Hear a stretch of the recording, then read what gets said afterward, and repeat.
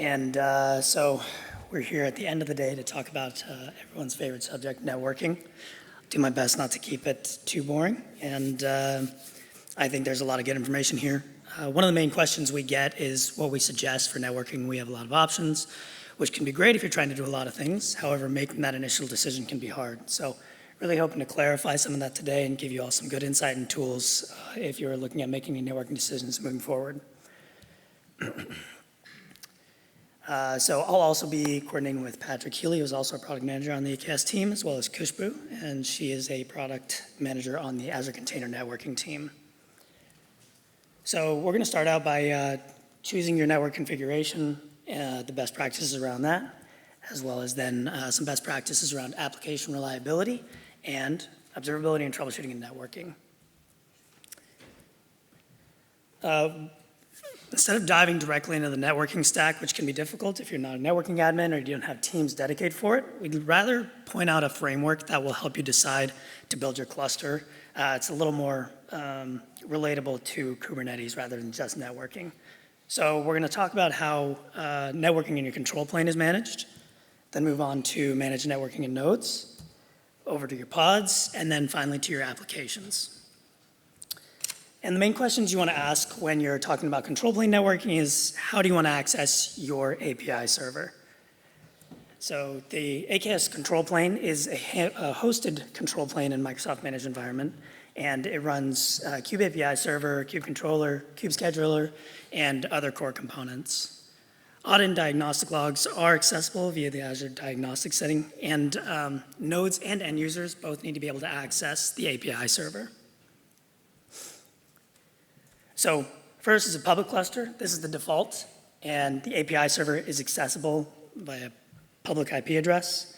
You can restrict it to certain source IP address ranges, and it uses connectivity tunnel for node and pod access. So this is the general use case. However, if you do have security or compliance requirements, you can set up private cluster. And private cluster uses an Azure private link, and it's accessible via, and the API server is accessible via an internal IP address. Azure Private DNS is used for the API server hostname, and it also uses connectivity to tunnel for node and pod access. So this is more locked down, this is more secure over the public cluster, but generally recommended if you have security or compliance needs. Now, API server VNet integration is in preview, and the API servers are provisioned into a delegated subnet that's inside your VNet. It may use connectivity tunnel for pod access in overlay or BYO CNI, which is bring your own CNI clusters. And you can add or remove API server public access at any time without cluster disruption. So the choice is, what should I choose for this? Well, and that is kind of a cheap answer, which is that depends. But we like to at least give you some good information. The public cluster is the general recommendation. Private cluster is if you have needs for security and compliance. And then once API server goes GA, it's going to be recommended for all cases. So keep an eye out for that. The next section is node networking, and you want to think about, how do you want your cluster to access the internet? That's the question you need to ask. Node networking is obviously for your AKS nodes, which are Azure VMs, how they access each other, the API server, and the internet. Really, your two considerations are your VNet selection, which is going to be managed by Azure, or bring your own VNet. Managed by AKS. Now, different cluster outbound types are your second consideration, and we have different ones depending on your needs. So load balancer is the default configuration, and it's an Azure standard load balancer outbound that uses outbound rules from the Azure standard load balancer outbound rules. It has fixed NAT ports that are assigned per node. The NAT gateway, it can be managed if you have a managed VNet, and BYO if it's user assigned, so better snap port handling than the load balancer. But it's not zone redundant just yet without a specific configuration. And next we have UDR. So this is used for more custom or explicit networking control with BYO VNet. You have to have a default route to an Azure firewall, a vWAN, or a third-party NVA, network virtual appliance. Now, this doesn't typically support external load balancer services directly. However, what happens is the UDR will take all outbound traffic, and since the UDR is, oops, I apologize for that. Since the UDR is taking all the outbound traffic, it changes the IP address and doesn't give an expected result. So to do that, you can configure to successfully expose a service to the public outbound when using UDR. Both the incoming and outbound traffic must pass through the same routing device. And that ensures that it gives the correct path back to the original requester. So you can do it, it just takes a little bit of extra configuration.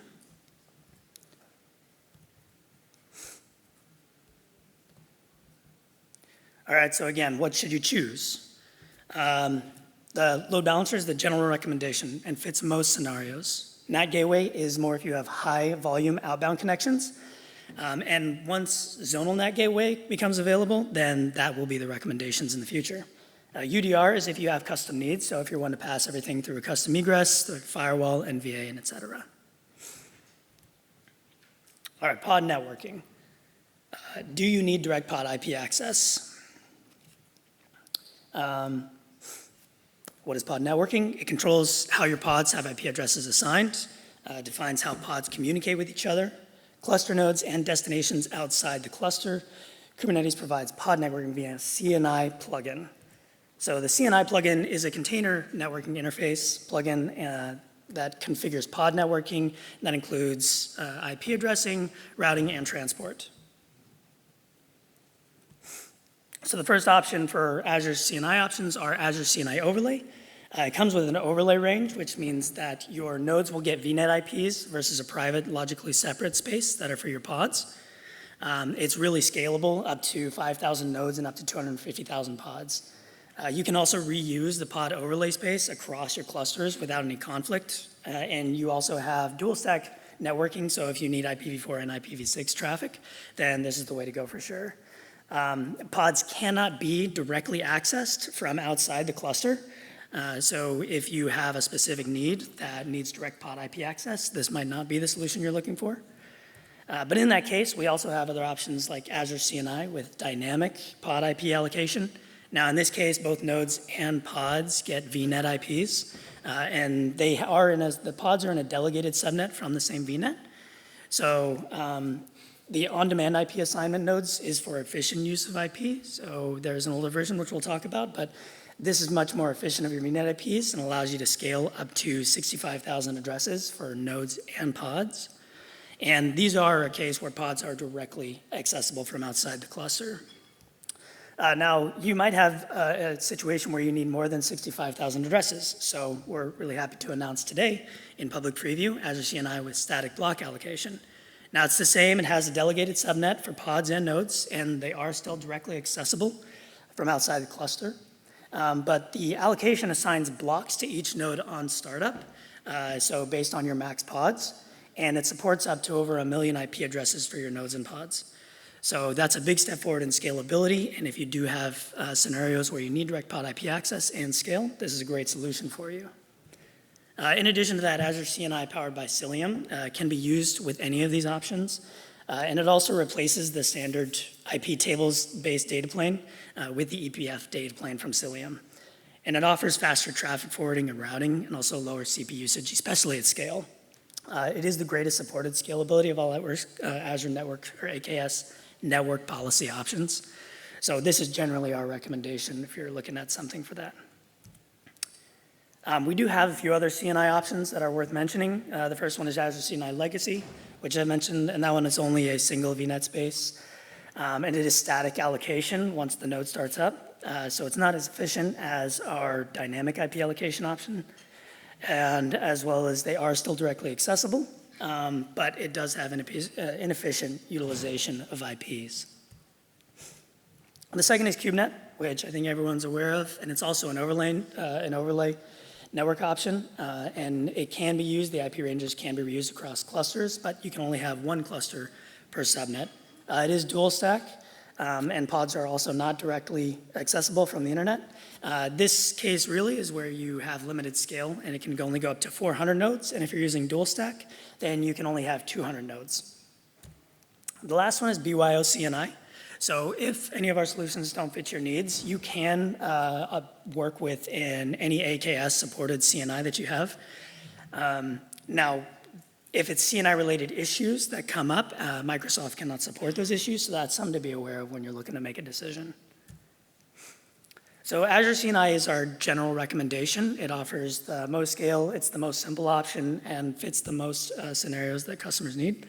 But if you don't, the Azure CNI dynamic allocation is a great use case, especially if you don't have a really large VNet that you can spare across your clusters, then this might be a good option for you. Now, if you do have a large VNet space and you need direct pod IP access, the static block allocation is going to be the option for you.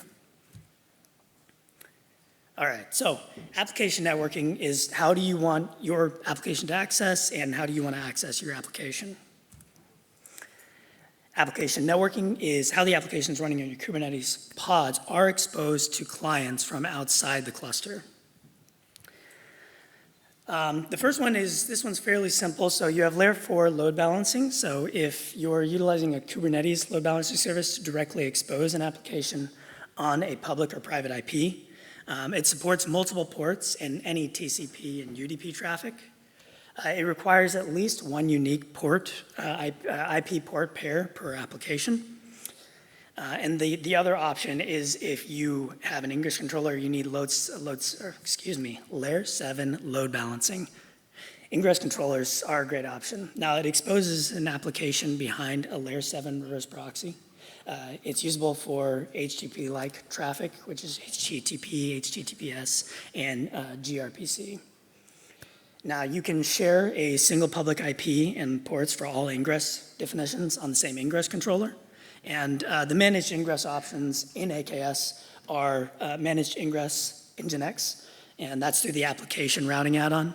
And then Azure Application Gateway for containers, which has recently gone GA, is also an option, and the Istio Ingress Gateway. So we got plenty of options for the layer 7 load balancing on here. So what you should choose, this one is a fairly easy decision. If you have layer 7 or HTTP-like traffic, then you're going to want to go with an ingress controller, and we listed those 3 options, which will be plenty for you to choose, and then the load balancer services for non-HTTP traffic. That's a nice and simple decision, and something we can say definitively. And with that, we're going to go into some best practices for application reliability, and Patrick Healy will be here to talk about that.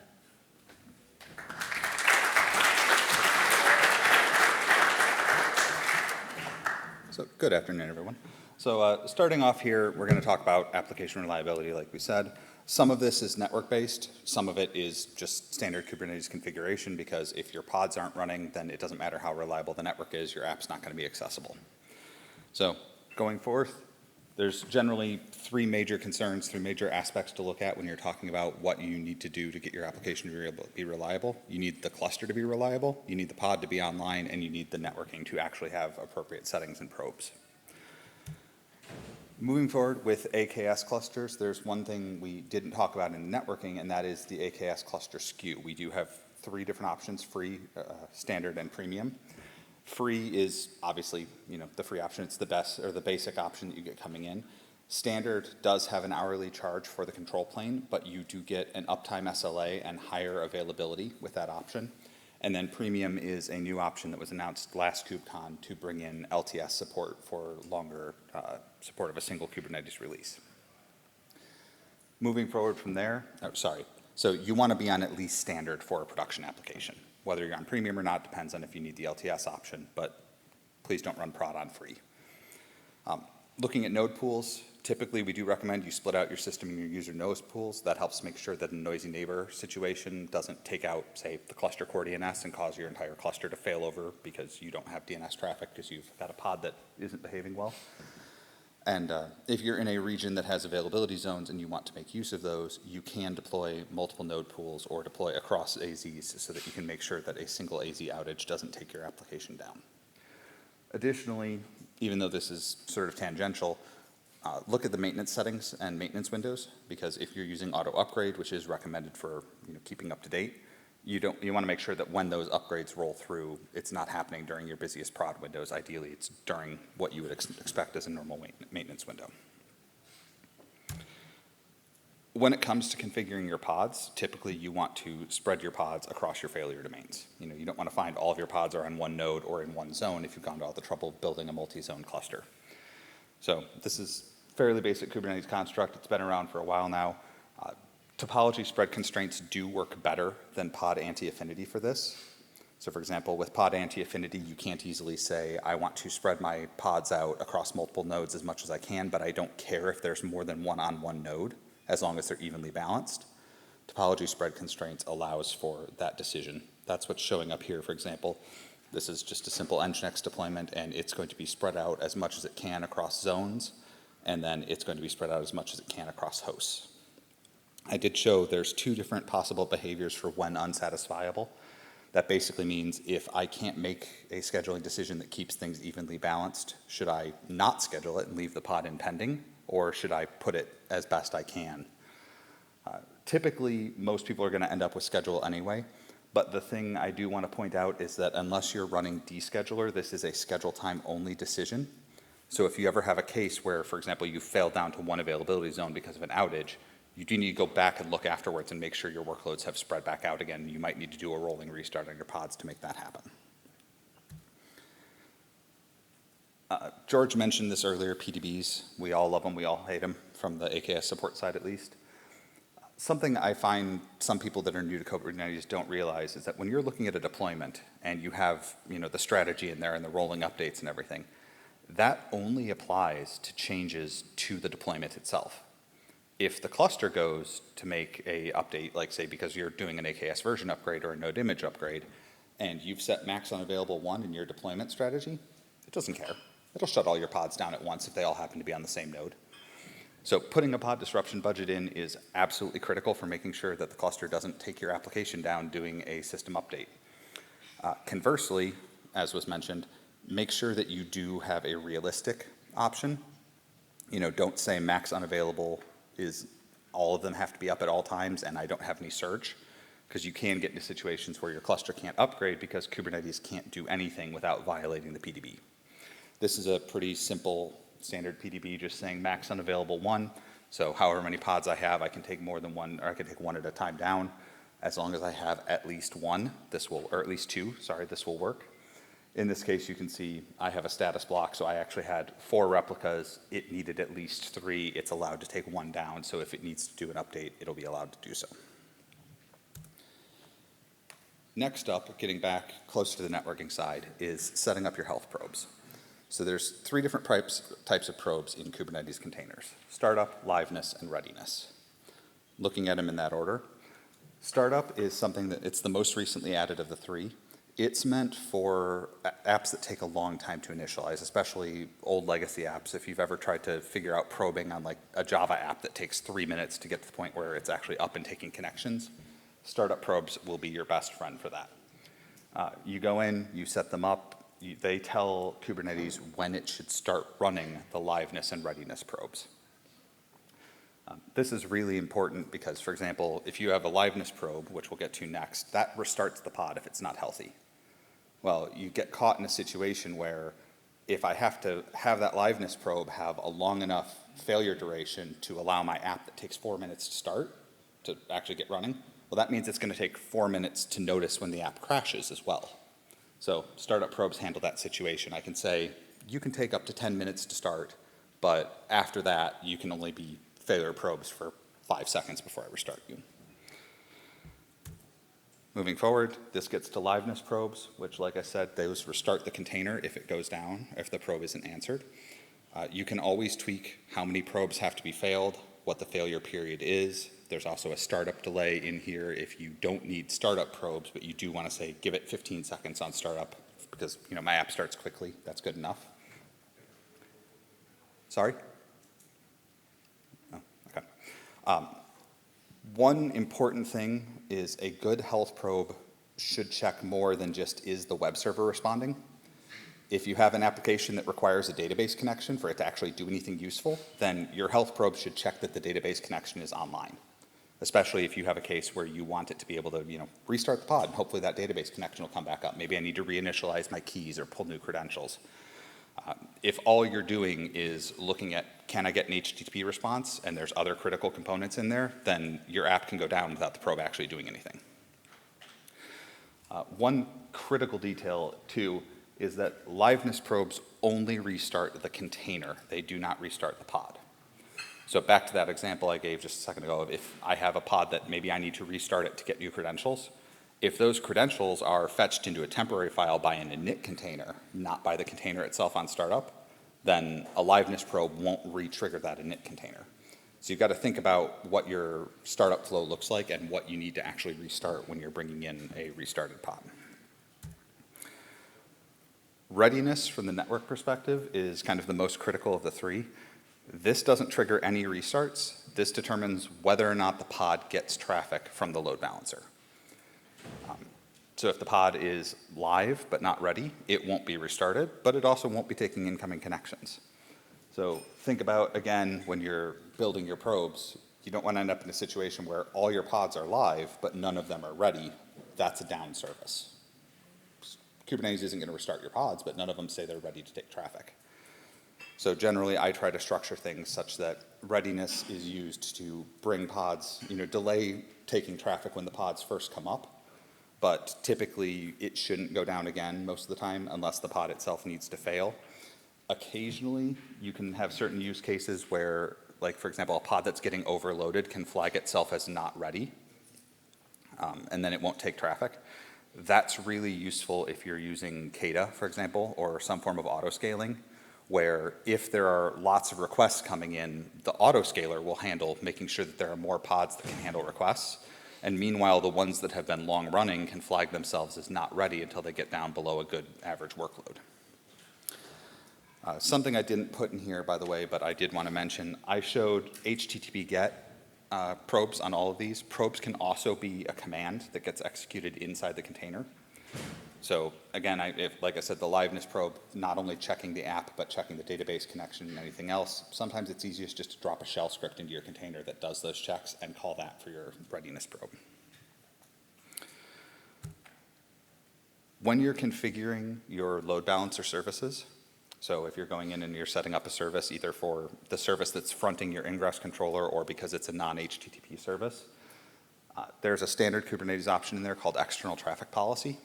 And that's one of the ones that can be a little bit different in every cloud because it depends on how that cloud implements load balancing. This is how it works in Azure.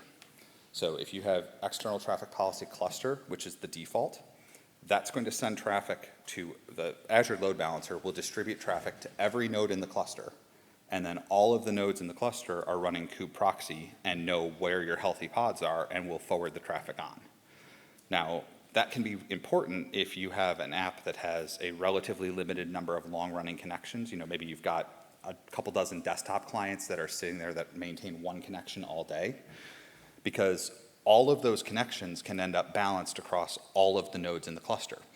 And that means if you go and do, say a rolling restart, or you have your cluster set to auto-scale and your cluster starts to scale in, any long-running connections that were bouncing through those nodes that have been scaled in will drop and have to be reestablished.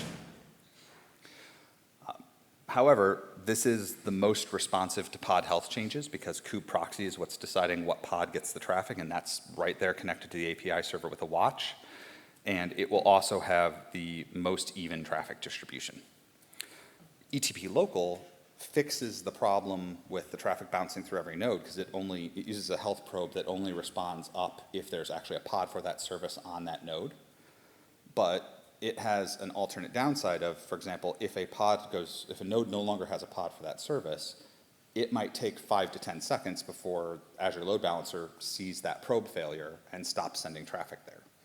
So in some ways it's more reliable because you don't bounce the traffic through every node in the cluster, but in some ways it can be a little less reliable when you're doing scaling operations because you have to have that probe delay. One other big thing that can determine these is ETP local preserves the source IP on the connection. External traffic policy cluster does not. It snats it sideways. So if you have to have your source IP for auditing or anything else, you pretty much have to use local. In the process of improving things with AKS 1.30 currently, we're planning on making some changes to the default probe behavior. Currently, AKS SLB probes do flow all the way through to the application. So for example, every probe that comes from the load balancer, it sends a probe to every node on the cluster, and then the cluster nodes just forward those probes right through to your app, and your app has to respond. That can cause some problems in terms of making sure your app is actually set up to respond to those probes appropriately. And it also can cause a little bit of lack of clarity from the SLB side as to which nodes are actually healthy and which aren't, because since that probe's getting redirected somewhere sideways, it doesn't know if a failure is the destination pod or the node that actually went down. So accordingly, when this change rolls out, SLB will only be probing for the health state of kube proxy on the nodes to determine if it should send traffic to them for external traffic policy cluster. And then whether or not a pod gets traffic will be entirely determined on the pod's readiness state in Kubernetes. This should make troubleshooting connection problems a lot easier and observing your state a lot simpler, because you won't have to worry about whether or not the load balancer thinks your pod is up. You just have to worry about whether or not Kubernetes does. A change that's coming in as well is, as I mentioned earlier, for external traffic policy local, that sets up a probe to kube proxy to see if there's a pod on that node. We're also providing the ability to override that and actually send that probe back to the application if you want to have, some form of advanced connection draining that lets you, play games with managing your connections and make sure they don't ever get black holed. I think I already mentioned this, but if you're using ingress controllers, remember that the ingress controller itself is an application that has to be managed for reliability and is behind a service.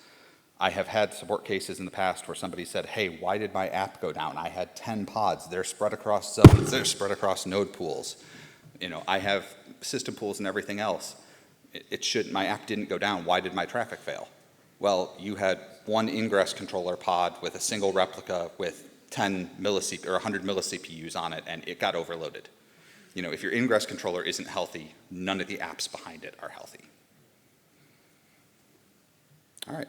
With that, I will pass it off to Khushbu. She has a demo on network observability that will cover how to help take a look at some of these things.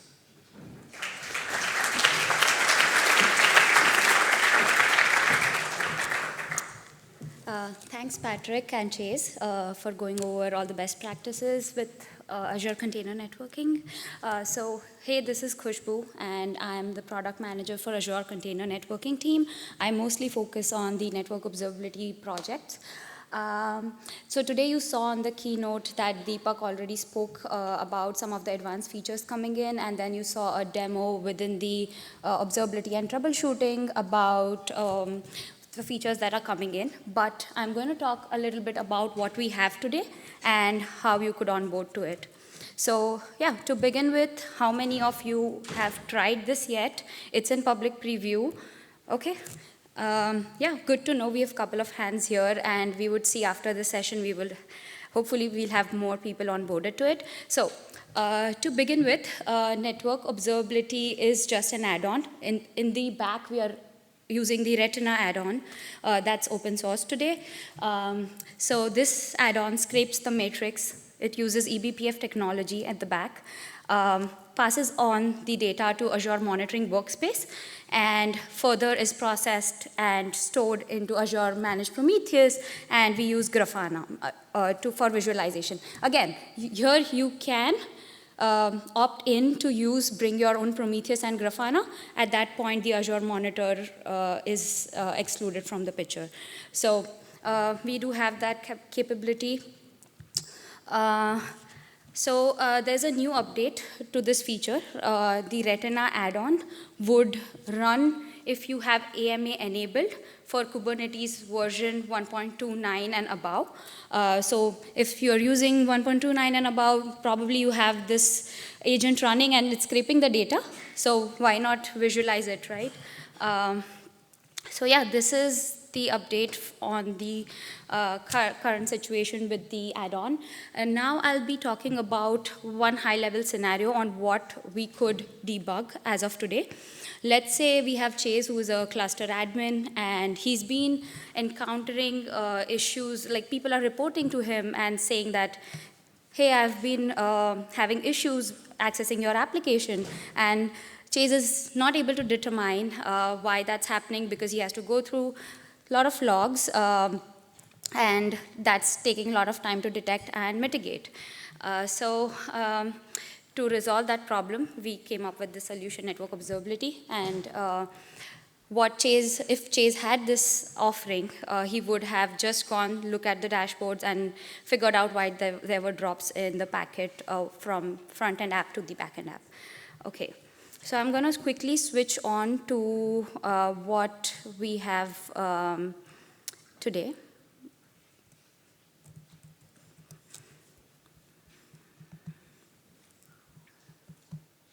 Okay.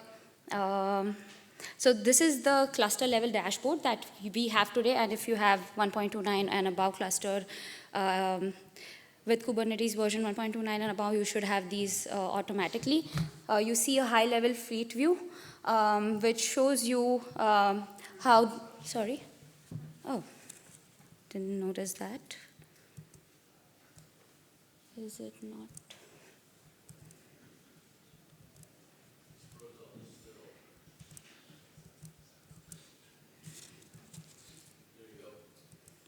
Okay, is this better?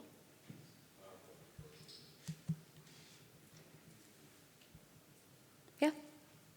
Okay. So yeah, these are the metrics that are available today, and as you know, with the cluster level, you can filter by cluster, and then you can also filter by node if you want to focus on a specific node, and also you can filter by time, since this is a time series database and we store the data that way. Initially, you will be able to see a high-level fleet view before you dig into further details. So this would at least let you know where the packets are getting dropped, and then once you have a high-level fleet view and you see if the packet drops are too high, you would probably want to go and look why there are packet drops, and we also offer some reasons here, like IP table rule drop or TCP, or any issues related to TCP is happening, we show them here. So these are the common scenarios that we have figured out and we've incorporated in our investigation. So this is what you see. In case there is a reason due to which it dropped and we don't support that, you still see it in the unknown reason. So that's there, and we also do details related to TCP. So any connections that is active for too long, or why is it stuck in a state, you would probably observe it here. And then we also tell how many UDP connections are active. Apart from that, we also do interface stats. We had one of the customers requested for that because they had an issue where the application buffer was getting full and the packets were dropping related to that, causing them like a lot of time to investigate those issues. So if you see any application buffers getting full, you would probably see a spike here, and you exactly know why, what and where to go and fix. So this is a dashboard that's available today for you to try. What you saw in the morning is coming soon, sometime in May. So with that, I'll move on to the roadmap.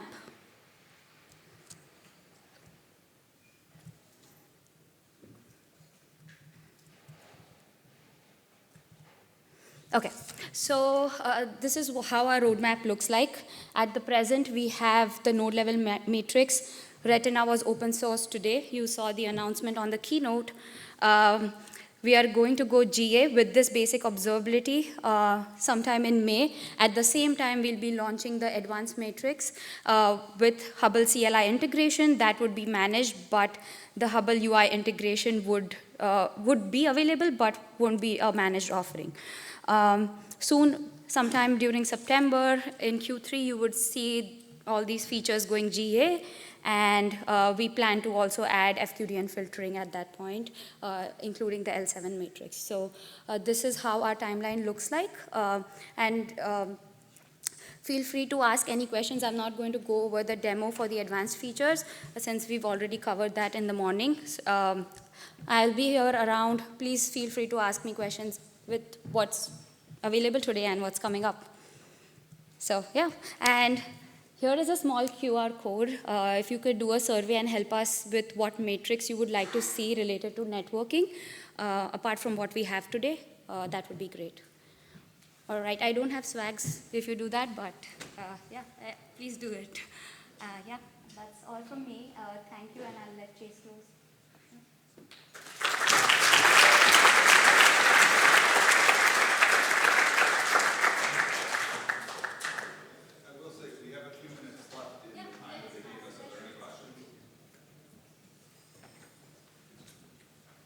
Any questions on networking, anything at all? I have a question on the Retina 8. This is based on eBPF, but it's also already running in OpenAPI format or Hotel format. No, it is eBPF, purely eBPF programs. Provided in Hotel format. No. But it is open source, so probably you can contribute too. So that is good opportunity.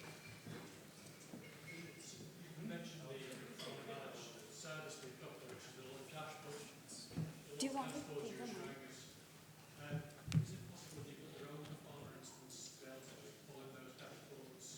Yeah, we have pre-built dashboards. Okay, so he was asking whether, how do we get the dashboards? If you're not using managed version, we currently, for the basic features, we do have pre-built dashboards that you could pull. We have the ID that's on our documentation, and the link is right here. Yeah. Yeah, so the morning you said that Retina can be also used in your competitor, let's say. Yes, EKS. yes, yes. If any problem happens on the Retina, who is going to support? It is open source, so we are not managing that. But we have office hours. If you face issues, feel free to join. There's a retina.sh. When you go to the website, you will see all the details on how to reach out to us. Yeah. Have the Slack channels for Retina, like I see for EKS, Azure. Not yet, but good feedback. We'll work on that. Yeah. One question again about the Hubble. So I saw Hubble is coming there. Yeah. Years waiting.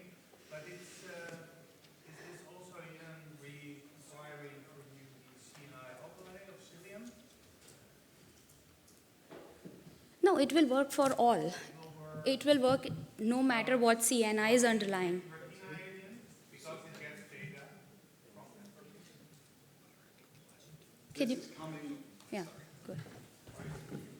So the question was, does the Hubble support this coming? So this is coming in terms of you can use Hubble to reference data from this, not that we are going to have a managed Hubble at this point in time. Correct. We are not going to have the managed offering for Hubble.